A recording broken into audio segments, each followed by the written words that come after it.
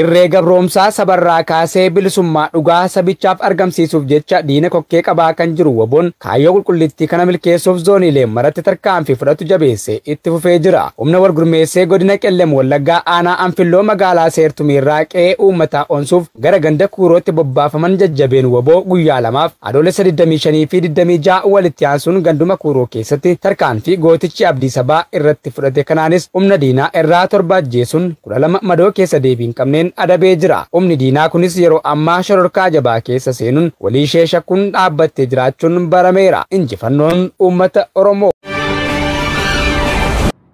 Godin Bashaggaraan Abooraa Duhaa Soraanni Maafia PP Hawaasa nagaan rabbanii dargaggoonni afur ajjeefamuun himame. Akka taanutti isiniif dhiyeessine. Oloolu malee lolaan kan hin dandeenye loltoonni Impaar Itoophiyaa goda Oromiyaa cuuf keessa lol waraan bilisummaa Oromoo waliin gaggeessaa jiranii dur dhaabbatanii injifachuu waan dadhabaniif yeroo injifataman of duub deebi'anii hawaasa nagaa irratti haaluu baachuu amaleeffannaa godhatanii jiru. Bifuma kanaan godin Bashaggaraan Abooraa keessa waraanni gabroonfata PP haal duraan barameen olitti hawaasa nagaa sabab tokko malee ajjeesuutti fufee jira. Gandi gora lamaan jedham keessa gaafa doolis 22 dargaggoota maqaan isaanii Roobaaf Abboo Badii jedhamuuf nam lamammaaf kan maqaan addiin ba'an kanneen dhalootaan godilletti shaggar magaalaan bootaan hojii guyyaa hojjetanii jireenyi isaanii gaggeeffatan. Badii tokko malee Oromummaa isaanii qofaaf bakka hojii isaanii rasaasitti roobsu ajjeesanii gatu jiraattonni gandichaa eera. Akkuma goota Oromiyaatti ilmi Oromoo tokko bakka tokko gara bakka biraatti malanii jiruuf jireenyi isaanii gaggeeffachuun kan hin dandeenye yoo ta'u labsochuun maratti bakka dhalootaan fo'amanii hidha saamichaaf ajjeecharra raawwachaa jiranis kan beekamu. Godin Bunnoo Beddellee Aanaa Daaboo keessa waraanni faashisti PP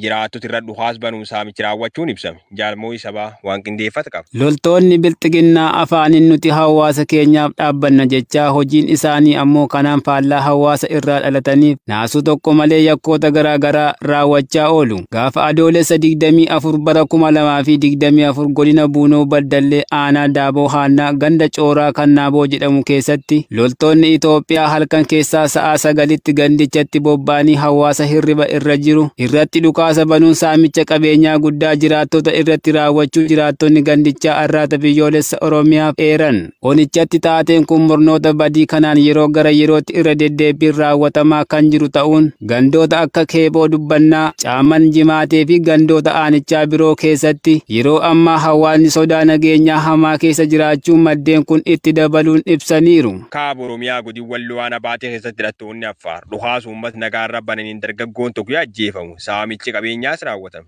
Jaalaqaafan fayyeeraa akka taanutti isiniif dhiyeessa. Uummatni Oromoo Walloo eenyummaa isaa akka hin himannee fi lafa isaarraa hin jiraanne dhabamsiisuuf halkaniif guyyaa kan namaan hidhattoonni finxaaleeyyii Amaaraa murna bilchiginnaan tumsamanii meeshaalee adda addaa hidhachiifamanii fi shiftoonni Affaar daangaa ce'uun riphanii daandii fi qe'ee hawaasaa dhaquun ajjeechaa suukanneessaa namoota nagaa irratti raawwatan jabeessanii itti fufanii jiru. Akkuma kanaan kaaba Oromiyaa godina Walloo Aanaa Baatee ganda Shariyaa keessatti adoolessa 23 2024 shiftoonni Affaar wal gurmeessanii dhufuun dhukaasa hawaasa nagaa irratti bananiin dargaggoo Hussein Abduu jedhamu ajjeesuun qabeenya jiraattotaa saamuu fi mancaasuu isaanii maddeen keenya gamasii ibsaniiru. Akka jiraataan Aanaa Baatee tokko NM'tti himetti dargaggoo Hussein Abduu gaafa adoolessa 23 2024 garee shiftoota Affaariin ajjeefame kana yeroo darbes abbaa isaa Abduu Saidii fi obboleessa isaa hangafaa shiftoonni Affaar kun iddoo tokkotti ajjeesuu himuun maatiin namoota kanneenii yeroo ammaa gaddaa guddaa keessa jiraachuun dabaluun addeessaniiru. Godin Kibbilicha garaana qarsa maallimaa saamichiloon hawaasa irra waraan gooleessa PP raawwatame. Jaalbilisa sabaa akka taanutti isiniif dhiyeessiti. Waraanni gabroonfataan bilchiginnaa heeraa fi seerota barreeffamaan jiraniin faallaa hojjechuun fedhii fi hawwii mataa isaanii qofaaf jecha hawaasa nagaatti roorrisuun saamichaa fi dararaa adda addaa Oromiyaa guutuutti raawwachuu jabeessaniiru. Bifuma kanaanis kaleessa adoolessa 25 Kibbalixa shagaraanaa qarsaa maallimaa ganda Harbuwaan bar jedhamu keessaa waraanni faashistiin bilchiginnaa dargaggoo maqaan isaa Tolosaa Roobalee jedhamu jalaa sangoota lama saamuun akka deeman jiraattonni ONM itti himaniiru. Kana malees kanaan dura qabeenyi isaa fi kana maatii isaa manni jalaa gubachuu dabalatee qabeenyi hedduun akka jalaa saamame kan himamu yoo ta'u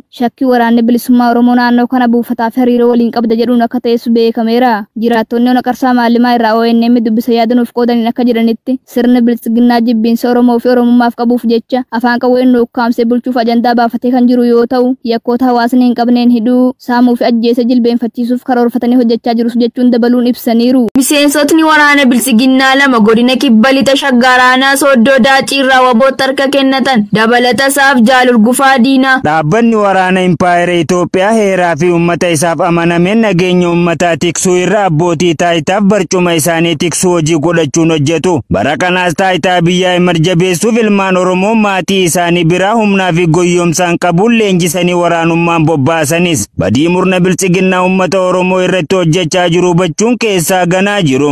Haaluma kanaan dheengaddaa adoolessa 24 bara 2024 galgala mooraa waraana bilchiginnaa godina kibba lixa shaggar aanaa Sooddoo Daacii irraa miseensotni waraanaa biyyaa lama qawwee fi hidhannoo guutuun wobootti makamanii jiru. Loltoonni bilchiginnaa duraanii sabaan Oromoo ta'an kun qawwee Turkii lama boombii lama rasaasa 360 fi hidhannoo lama mooraa diinaa keessaa baasuun mooraa qabsoo bilisummaa Oromootti gabaasaniiru. Loltoonni bilchiginnaa harka kennatan kun mooricha keessa rakkoon sabaa wal qooduu jiraachuu fi maaliif akka lolan kan hin beekne akkasumas yeroo hunda waa'ee lolaa qofa karoora baafachuun loltoota nuffisiiseera jechuun loltootni isaanii dirqama kana fudhatanii ba'an ammoo gochoota suukanneessaa ajjeechaa saamicha manneen gubanii barbadeessuu fi namoota nagaa qabanii hidhuu raawwatu jedhan. Gochaa farra dhala namaa fi faallaa naamusa loltummaa raawwachaa jiraachuu murna bilchiginnaa ilaallee keessaa ganne kan jedhan loltootni kun warreen achi keessatti hafan yeroon qawwee fi hidhannoo isaaniin wobootti akka makaman dhaamsa dabarfataniiru. Godina Arsii Bahaa Zuwaayee Dugdaa keessatti hidhattootni sirnichaa qeerroo lama ajjeesuun lama immoo achi buutee dhabamsiisan dabalata isaaf Jaalguyyoo Jaarsoo. Gareen bade balleessaan hacuucca malee mirga namaaf kabajiin qabnaana Zuwaayee Dugdaa gandmaji shananii jedhamu keessatti dargaggoota Oromoo lakkoofsaan hedduu ta'an yeroo dheeraa fidanii raarsaa turan jiraattonni dubbatu. Dargaggoota manidhaa keessa galchuun raarsaa turan kanas yeroo irraa gara yeroo manidhaa keessa baasuun ajjeesanii raarsaa gatuuf akkasuma bakka namni argine dhoksaan ajjeesanii maatiillee reeffa kan awwaalan gochuu irratti argam jechuun jiraattonni taate isaanii filmaan isaanii irraan raawwatimu. Adoolessa 23 galgal toorsaa tokko dargaggoota furidhamtoota bira baasuun lama ajjeesanii raarsaa gatanii reeffi yoo argamu lama immoo akka hin argamin jiraattonni dubbatan. Qeerroowwan ajjeefaman kunneen maqaan isaanii Ganna Baatii fi Biiboo Jaamboo Waariyoo kanneen jedhaman yoo ta'u dargaggoota lamaan kanas rasaas 23 dhukaasuun ajjeesan jechuun jiraattonni har'aatti biyyoolessa Oromiyaatti himan. Waraanni sirna bututaan suphuuf bobbaafaman kunneen dargaggoota kan erga ajjeesaniin booda namoota reefsan kaasuuf dhaqirratti eegu reebicha raawwachaa turanis dabaluun ifoomsan. Akki jiraattonni jedhanitti qeerroowwan kun namoota hawaasa keessa kabajaaf jaalala guddaa qaban akkasumas namoota humni isaaniitiin nama rakkata tol gargaaraniif qabeenyaan bira dhaabbatan jechuun sirnichi namoota hawaasa keessa fudhatama qaban keessa fila ajjeesuu irratti xiyyeeffatee jiraas jedhan. Ilmaan Oromoo gara biyyaan baa'imalan irratti ilmaan finxaaleeyyii Amaaraan naannoo galaana Jibuutitti miidhaan irra qaqqabaa jiraachuun ibsame dabalata isaaf Jaalkennaa Sabaa. Ilmaan Oromoo kutaalee Oromiyaa garagaraa irraa dararaa murna maafiyaa PP baqachuu fi rakkoo jireenya qaala'insa Impaayera Itoophiyaa mudatee jiru injifachuuf gara biyyoota ambaa garagaraatti baqachaa turuu fi hanga har'aatti illee godaanaa jiraachuun beekamaadha. Haaluma kanaan ilmaan Oromoo gara biyya Yamaniitti baqachaa jiran naannoo galaana baha Jibuutitti ilmaan fiinxaaleeyyii Amaaraa eeggachuun dararaa hamaa irraan geessisaa kan jiran yoo ta'u tokko ilmaan Oromootti 300 fi isa ol gaafachaa jiraachuun himameera. Ilmaan fiinxaaleeyyii ijoollee Oromoo qabuudhaan gidiraa hamaa irraan geessisaa jiran keessaa dargaggoo Oromoo dhalataa naannoo Arsii kan ta'e nama maqaan isaa Shurrubbee Nageessoo jedhamu reebichaa fi dararaa garmalee erga irraan geessisanii booda maallaqa qarshii 300 yoo fide si gadhiifna yookaan si ajjeefna ittiin jechuun haala suukanneessaa ta'een miidhaa irraan gahu maddeen keenya Jibuutii irraa har'aata biyyoolessa Oromiyaa himanii jiru. Kaaba shaggaraanaa hidha bu'aa bootee keessatti waraanni faasistii PP dargaggoo tokko ajjeesuun dhaga'ame dabalata isaaf Jaalaqaafan Fayyeera. Impaayera Itoophiyaa keessatti murni maafiyaa PP lammiileen impaayeratti akka nagaan ba'anii galan nageenya hawaasaa tiksuuf dirqama itti qabu hojiitti hiikuu hanqate dantaa ofiisaaf jecha uummata nagaa balaamaaf saaxilee jiraachuu hojii isaa kan guyyaa guyyaarraa hubachuun ni danda'ama.